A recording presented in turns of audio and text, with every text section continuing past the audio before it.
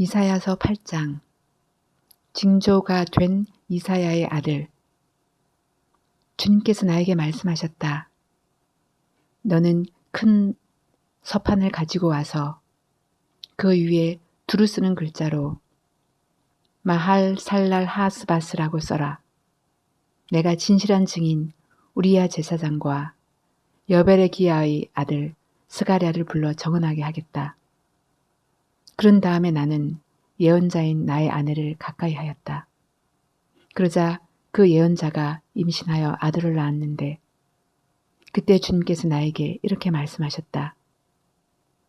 그의 이름을 마헬 살랄 하스바스라고 하여라. 이 아이가 아빠 엄마라고 부를 줄 알기도 전에 아시리아 왕이 다마스쿠스에서 빼앗은 재물과 사마리아에서 빼앗은 전리품을 가져갈 것이다. 아시리아 왕의 침략. 주님께서 또 나에게 말씀하셨다. 이 백성이 고요히 흐르는 실로아 물은 싫어하고 르신과 르말리아의 아들을 좋아하니 나 주가 저 세차게 넘쳐 흐르는 유프라테스 강물 곧 아시리아 왕과 그의 모든 위력을 이 백성 위에 뒤덮이게 하겠다. 그때 그 물이 온 색강을 뒤덮고 둑마다 넘쳐서 유다로 밀려들고 소용돌이 치면서 흘러 유다를 휩쓸고 유다의 목까지 찰 것이다. 임마누엘, 하나님께서 우리와 함께 계신다. 하나님께서 날개를 펴셔서 이 땅을 보호하신다. 너희 민족들아, 어디 전쟁의 함성을 질러보아라. 패망하고 말 것이다. 먼 나라에서 온 민족들아, 귀를 기울여라. 싸울 준비를 하여라. 그러나 마침내 패망하고 말 것이다. 싸울 준비를 하여라. 그러나 마침내 패망하고 말 것이다. 전략을 세워라. 그러나 마침내 실패하고 말 것이다. 계획을 말해보아라. 마침내 이루지 못할 것이다. 하나님께서 우리와 함께 계시기 때문이다. 주님께서 예언자에게 경고하시다. 주님께서 그 힘센 손으로 나를 붙잡고 이 백성의 길을 따라가지 말라고 나에게 이렇게 경고의 말씀을 하셨다. 너희는 이 백성이 모의하는 음모에 가담하지 말아라. 그들이 두려워하는 것을 두려워하지 말며 무서워하지도 말아라. 너희는 만군의 주 그분만을 거룩하다고 하여라. 그분만이 너희가 두려워할 분이시고 그분만이 너희가 무서워할 분이시다. 그는 성소도 되시지만 이스라엘의 두 집안에게는 거치는 돌도 되시고 걸리는 바위도 되시며 예루살렘 주민에게는 함정과 올가미도 되신다. 많은 사람이 거기에 걸려서 넘어지고 다치며 덫에 걸리듯이 걸리고 사로잡힐 것이다.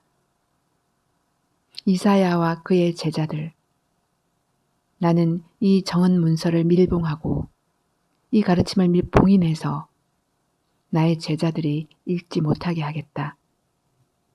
주님께서 비록 야곱의 집에서 얼굴을 돌리셔도 나는 주님을 기다리겠다. 나는 주님을 의지하겠다. 내가 여기에 있고 주님께서 나에게 주신 이 아이들이 여기에 있다. 나와 아이들은 시온산에 계시는 만군의 주님께서 이스라엘에게 보여주시는 살아있는 징조와 예표다. 그런데도 사람들은 너희에게 말할 것이다. 속살그리며 중얼거리는 신접한 자와 무당에게 물어보아라. 어느 백성이든지 자기들의 신들에게 묻는 것은 당연하다. 산자의 문제에 교훈과 지시를 받으려면 죽은 자에게 물어보아야 한다. 이렇게 말하는 자들은 결코 동트는 것을 못 볼 것이다. 그들은 괴로움과 굶주림으로 이 땅을 헤맬 것이다. 굶주리고 분노한 나머지 위를 쳐다보며 왕과 신들을 저주할 것이다. 그런 다음에 땅을 내려다보겠지만 보이는 것은 다만 고통과 흑암, 무서운 절망뿐일 것이니 마침내 그들은 짙은 흑암 속에 떨어져서 빠져나오지 못할 것이다. 이사야서 9장. 어둠 속에서 고통 같은 백성에게서 어둠이 거칠 날이 온다. 옛적에는 주님께서 스불론 땅과 납달리 땅으로 멸시를 받게 버려두셨으나 그 뒤로는 주님께서 서쪽 지중해로부터 요단강 동쪽 지역에 이르기까지 그리고 이방 사람이 살고 있는 갈릴리 지역까지 이 모든 지역을 영화롭게 하실 것이다. 전쟁은 그치고 어둠 속에서 헤매던 백성이 큰 빛을 보았고 죽음의 그림자가 두려운 땅에 사는 사람들에게 빛이 비쳤다. 하나님, 주님께서 그들에게 큰 기쁨을 주셨고 그들을 행복하게 하셨습니다. 사람들이 곡식을 거둘 때 기뻐하듯이 그들이 주님 앞에서 기뻐하며 군인들이 전리품을 나눌 때 즐거워하듯이 그들이 주님 앞에서 즐거워합니다.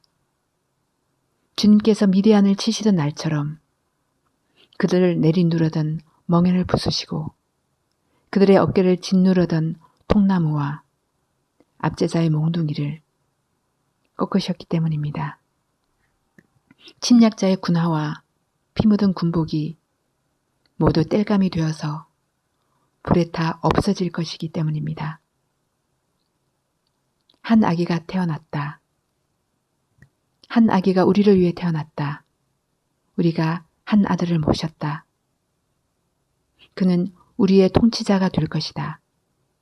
그의 이름은 놀라우신 좋은 자, 전능하신 하나님, 영존하시는 아버지, 평화의 왕이라고 불릴 것이다.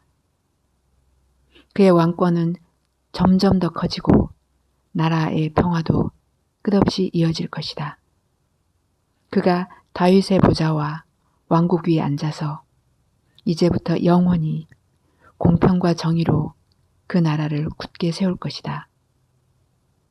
만군의 주님의 열심이 이것을 반드시 이루실 것이다. 주님께서 이스라엘을 벌하실 것이다. 주님께서 야곱에게 심판을 선언하셨다. 그것이 이스라엘 백성에게 이를 것이다. 모든 백성, 곧 에브라임과 사마리아 주민은 하나님께서 그들을 심판하신 것을 마침내는 알게 될 터인데도 교만하고 오만한 마음으로 서슴지 않고 말하기를 벽돌집이 무너지면 다듬은 돌로 다시 쌓고 뽕나무가 찍히면 백향목을 대신 심겠다 한다. 이 때문에 주님께서 그들을 치시려고 르신의 적을 일으키셨고 그들의 원수를 부추기셨다. 동쪽에서는 시리아 사람들이, 서쪽에서는 블레셋 사람들이 그 입을 크게 벌려서 이스라엘을 삼켰다. 그래도 주님께서는 진노를 풀지 않으시고 심판을 계속하시려고 여전히 손을 들고 계신다. 그런데도 이 백성은 그들을 치신 분에게로 돌아오지 않았고 만군의 주님을 찾지도 않았다. 그러므로 주님께서 이스라엘의 머리와 꼬리, 종려 가지와 갈대를 하루에 자르실 것이다. 머리는 곧 장로와 고관들이고 꼬리는 곧 거짓을 가르치는 예언자들이다. 이 백성을 인도하는 지도자들이 잘못 인도하니 인도를 받는 백성이 멸망할 수밖에 없다. 그러므로 주님께서 그들의 젊은이들에게 자비를 베풀지 않으실 것이며 그들의 고아와 과부를 불쌍히 여기지 않으실 것이다. 그들은 모두가 불경건하여 악한 일을 하고 입으로는 어리석은 말만 한다. 그래서 주님께서는 진노를 풀지 않으시고 심판을 계속하시려고 여전히 손을 들고 계신다.